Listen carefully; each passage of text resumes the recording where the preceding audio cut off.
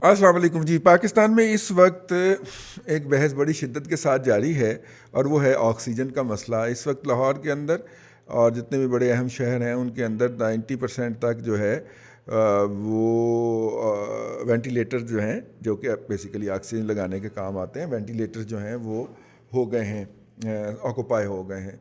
इसका मतलब है क्राइसिस बढ़ रहा है। और जितनी हुकूमत एफिशिएंट है और एफिशिएंट रही है और जिस तरीके से ये मामला को लेके चलती है, ज़्यादा इम्कान यही है कि ये जो है ऑक्सीजन जो तीसरी नस्ल है कोरोना वायरस की, वो उठा के भारत से पाकिस्तान लाएं ही लाएं। जिस तरह बरतानिया से ये तीसरी नस्ल उठा के लाए थे पाकिस्तान, उस तरह लाए ही लाएं। हज़ार तो यात्री इन्होंने ऐन उस के दरमियान में भारत से दरामद कर लिए थे और आती दफ़ा उनका टेस्ट भी नहीं किया गया एहतियातन हुकूमत की तरफ से। अब जाने के बाद उनमें से 20 जो है वो कोरोना पॉजिटिव निकल आए हैं और वो हम पे इल्ज़ाम लगा रहे हैं कि ये पाकिस्तान से कोरोना लेके आए हैं।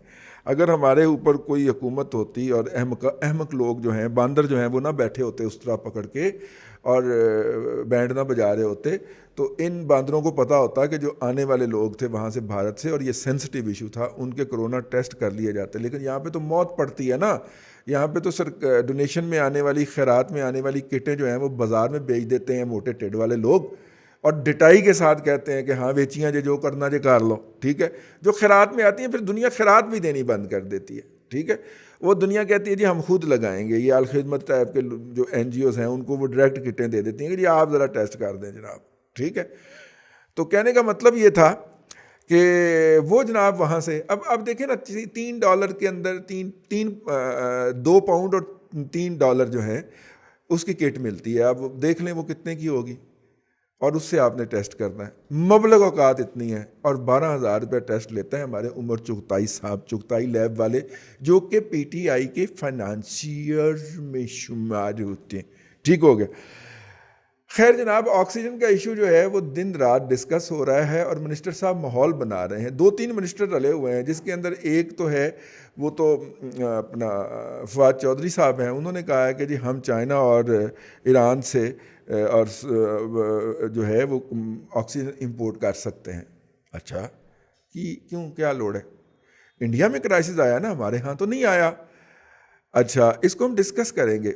6,000 टन तक का जी उन्होंने इंडिया दे दिया है। उसके बाद मौसूफ जो हैं अपना असद उमर साहब, चाइना के स्टीव जॉब, और जाली आदमी, झूठा आदमी, खोखला आदमी। वो जो जाली आदमी है वो भी कहता है कि जनाब इतनी ऑक्सीजन है, इतनी इधर जा रही है, इतनी इधर जा रही है, लेकिन हम इंपोर्ट करने का ऑप्शन भी खुला रखे हुए हैं। मारूं घुटना फूटे आँख, जाहिल के बच्चों, ना तुम्हें पाकिस्तान के मरूजी हकायक का पता है ना ये पता है। ये सोशल मीडिया के ऊपर एक घूम रहा है इस वक्त वो क्लिप, उसमें बताया जा रहा है कि पाकिस्तान स्टील मिल का जो ऑक्सीजन प्लांट था वो बंद पड़ा हुआ है और उसको थोड़े से उसके साथ चलाया जा सकता है। अगर ऑक्सीजन के प्लांट को आज बहाल करने की कोशिश शुरू की जाए नॉर्मल तरीके से, तो 15 दिन में वो प्लांट बहाल होता है।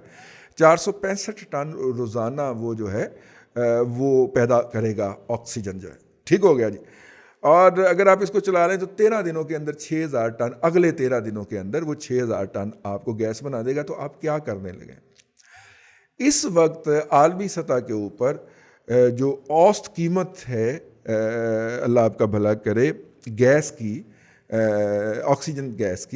ऑक्सीजन की वो 12 टन है। लेकिन भारत में क्राइसिस कब पैदा हुआ? हाँ, ये है असल सवाल। भारत में क्राइसिस उस वक्त पैदा हुआ जब अमेरिका में ऑक्सीजन की शॉर्टेज हुई।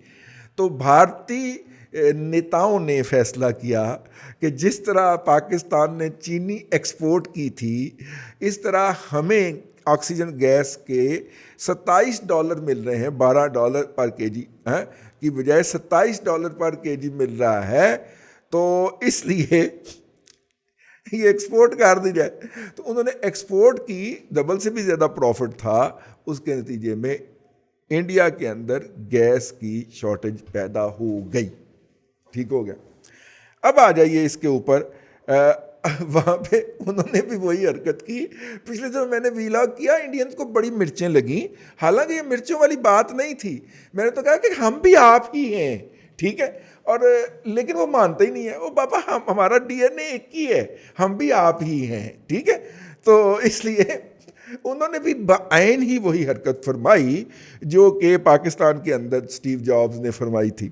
तो फिर क्या हुआ, फिर वो हुआ देख लेना जी। अब अगली बात पर चलते हैं। ये जो 6000 टन इंपोर्ट करने की बात कर रहे हैं, अगर हम उसको 27 टन फ़ी किलोग्राम के हिसाब से कैलकुलेट करें तो अब आप अंदाज़ा कर लें कि ये तकरीबन कोई बनती है जी $72 मिलियन की गेम बनती है, सिर्फ 6000 टन की बात हो रही है, ठीक है।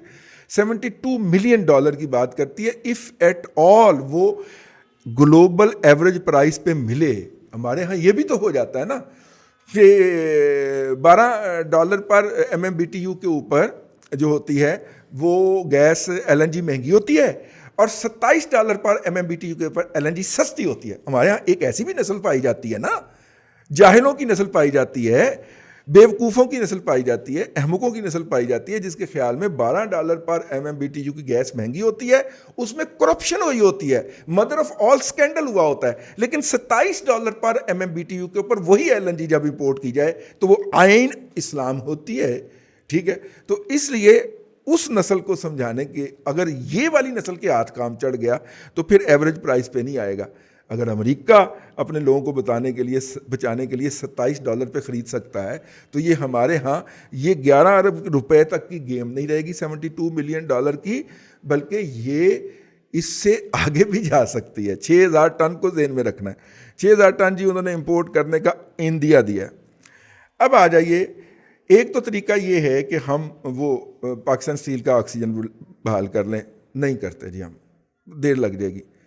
पाकिस्तान में आपको पता है कि ऐसी इंडस्ट्री है जो रोज़ाना टनों के हिसाब से जो है वो ऑक्सीजन गैस ज़ाया कर रही, हवा में कर रही है, केमिकल प्रोसेस में। हाँ जी, घी इंडस्ट्री, आपको पता है हर घी जो है, हाँ, उसने प्रोसेस के दौरान हाइड्रोजनेट होना होता है। और आपको ये भी इल्म होगा कि कुकिंग ऑयल तो हाइड्रोजनेशन के बगैर पैकिंग होने का तसव्वुर ही नहीं है। तो हाइड्रोजन कहाँ से लेते हैं? H2O, पानी से हाइड्रोजन ले लेते हैं, उससे हाइड्रोजनेशन करते हैं, ऑक्सीजन हवा में छोड़ देते हैं। एट एन एवरेज एक छोटा प्लांट जो है, मैं छोटे प्लांट की बात कर रहा हूँ, वो 1 टन रोज़ाना जो है वो ऑक्सीजन हवा में छोड़ता है, ठीक है। अच्छा, वो ऑक्सीजन हवा में छोड़ता है, नतीजा क्या है कि वो ज़ाया हो रही है। अब सिर्फ आपने वो जिस टूटी के ज़रिए वो बाहर को उसने निकाल के छत से उसको खारिज करने का काम शुरू किया हुआ है, उसी टूटी को घूम के सिलेंडर में डालना है आपने। थोड़ा सा प्रोसेस है जो कि मुश्किल से 2 या 3 दिन के अंदर पूरा हो जाएगा। और हर यूनिट, और ये यूनिट पाकिस्तान के तूलो अर्ज़ में फैले हुए हैं, ठीक है ना। पेशावर से, फाटा से लेके और कराची तक हर इलाके में फैले हुए हैं। तो आपकी ट्रांसपोर्टेशन कॉस्ट भी बच गई। नवाब शाह के अंदर जो वो वाला है, सांगड़ के अंदर जो अपने बशीर मेमन साहब के साहबजादे का है, और जिसके खिलाफ सिंध हुकूमत ने वफाक का नाम लेके एक्शन शुरू कर दिया है, उनको तो मौका अब मिला बशीर मेमन को इबरत का निशान बनाने का, क्योंकि जरदारी साहब के खिलाफ जितने केसेस थे सिंध का कोई अफसर नहीं उठाता था, वो शहजादे बशीर मेमन ने उठाए हैं, ठीक है। तो उनके खिलाफ, मतलब उनकी मिल जो है, उनके बेटे की जो क्यों की मिल होगी, वो प्रोसेसिंग के दरमियान 1 टन ऑक्सीजन रोज़ाना हवा के अंदर खारिज कर रही है। तो ये PVMA जो है, पाकिस्तान वनस्पति मैन्युफैक्चरिंग एसोसिएशन, जब हम 90 की दिहाई में रिपोर्टिंग किया करते थे तो उस वक्त उनके मेंबरों की तादाद 80 के करीब थी, और वो कहते थे कि 7-8 ऐसे भी लोग हैं जो हमारे मेंबर्स नहीं हैं, ठीक है। अब यकीनन इन 30 सालों के अंदर बहुत सारे नए आए हैं, ब्रांड्स भी आए हैं, पुरानी कंपनियों ने भी एक्सपेंशनें की हैं। तो हम महफूज तौर पे ये निशान कर सकते हैं कि जनाब 100 टन जो है वो तो आपकी ऑक्सीजन ऐसी है जो रोज़ाना की बुनियाद के ऊपर घी इंडस्ट्री ज़ाया कर रही है। बस आपने उस पाइप को आगे कंडेंसर के अंदर डालना है और कंडेंसर ने उस ऑक्सीजन को से सिलेंडर भर देना है। छोटा सा प्रोसेस है इंजीनियरिंग का, जो लोकली आपको गुजरांवाले में बैठा हुआ कोई भी जो है वो बना देगा, जिसे कहना चाहिए क्या उसको कहते हैं जी, कॉबलर्स हैं, उर्दू नहीं आ रहा, क्या क़यामत दी निशानी है, उर्दू ज़हन च नहीं आ रहा, लोहार बना देगा जी आपको वो बड़े आराम के साथ वो सिस्टम, अगर किसी के अंदर को थोड़ी सी भी अकल की अंसर पाया जाता हो। लेकिन जो असल बात है वो इससे हल नहीं होगी। असल बात है कि कमाना है, खाना है, हराम खाना है और डट के खाना है। तो अगर ऑक्सीजन बाहर से ना आई, मुकामी तौर पे पैदा हो गई, और ये 22 अरब रुपए, मैं इसे 22 अरब 11 नहीं कहता, मैं इसे 22 ही कहूँगा, क्योंकि इन्होंने $12 की एवरेज पे नहीं लानी, इन्होंने $24 की एवरेज पे लानी है। तो मैं इसे चले ना 12 ना 22, 20 अरब, ये 20 अरब रुपए की मईशत आप उठा के बाहर देंगे तो इसमें से 2, 2.5, 3 अरब रुपए की दिहाड़ियाँ लगेंगी उन मिनिस्टर्स की जो इस वक्त इसके एडवोकेट हैं। ठीक है, अगर यही मईशत जो है, अगर यही इकॉनमी जो है आप हमारी वनस्पति इंडस्ट्री को दे देते हैं, आप पाकिस्तान स्टील का ऑक्सीजन प्लांट बहाल कर देते हैं, ये इकॉनमी मुल्क के अंदर रह जाएगी, तो मुल्क के अंदर तो खुशहाली आ जाएगी, 4 बंदों को रोज़गार मिल जाएगा। ठीक है, तो वो तो हम ये करने के लिए तो नहीं आए ना, छोड़े जनाब, कैसी बातें करते हैं, ये करने के लिए तो हम थोड़ी आए। ठीक है, तो इसलिए नहीं, ये नहीं हो सकता। तो इन्होंने इसकी इंपोर्ट का पंगा लेना ही लेना है। ऑक्सीजन के जो सिलेंडर हैं, 8,000 वाला सिलेंडर इन्होंने 18,000 का बेचना ही बेचना है, क्योंकि ये इसमें से खाते हैं, ये वो वल्चर हैं, ये वो गिद्ध हैं जो कि इस तरह मरे और मरने वाले और मरे हुए लोगों का गोश्त नोच के खाते हैं। ये आपके इर्द गिर्द, मैं आपसे अर्ज कर रहा हूँ, इंडस्ट्री के लोगों से बात करके बैठा हूँ ये वीलॉग करने के लिए, ये आपके इर्द गिर्द ये जो है ये ज़ाया हो रही है ऑक्सीजन गैस। इसको कलेक्ट करने का इंतज़ाम नहीं करना कि इसके बदले हो सकता है ईमेल वाले को 4 पैसे बच जाएं, ये नहीं बचाने हैं। ठीक है, तो लिहाजा ऑक्सीजन जो है, अब कलेक्शन ऑफ ऑक्सीजन जो है, मेरा दिमाग मत खाइएगा, एक सिंपल सा प्रोसेस है, वो आप किसी भी अपने अक्लमंद इंजीनियर को पकड़ लें। आपका जो मौजूदा स्टाफ है वो यकीनन उड़ने सप की तरह छत को उड़ के बजेगा जब उसे कहा जाएगा कि ऑक्सीजन कलेक्ट करनी है, क्योंकि कम जवान दी मौत, उसे एक नया काम करना पड़ जाएगा। ज़ाहिर है फिर आपको उसका गेज मीटर भी तो चेक करना पड़ेगा ना प्रोसेस के दरमियान, और उस पर भी ध्यान रखना पड़ेगा। तो उससे मशवरा खुदारा ना कीजिएगा, वरना वो आपको यही कहेगा कि ये दादा का दिमाग ख़राब हो गया और इसको रोज़ा लगा हुआ था और ये पता नहीं क्या अर्थ बर्थ बोल गया। ठीक है, हमारा काम आवाज़ लगाना है, आवाज़ हमने लगा दी है, फ़कीर ना आए सदा कर चले, मियाँ खुश रहो हम दुआ कर चले। अल्लाह आपको आसानियाँ अता करे और आसानियाँ खल्क़े खुदा में तकसीम करने की तौफ़ीक़ अता करे।